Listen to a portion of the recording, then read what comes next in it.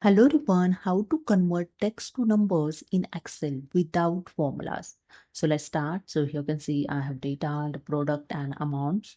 So in the amount, you can see the green triangle and the corner of the cell showing.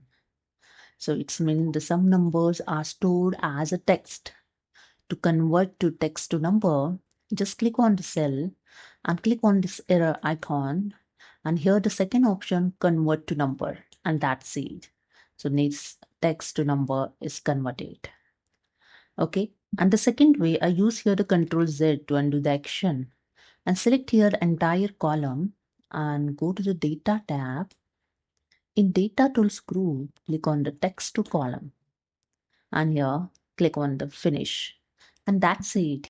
So here you can see your selected column is convert to number. Green triangle is removed. Hope you understood. Subscribe to channel. Thank you.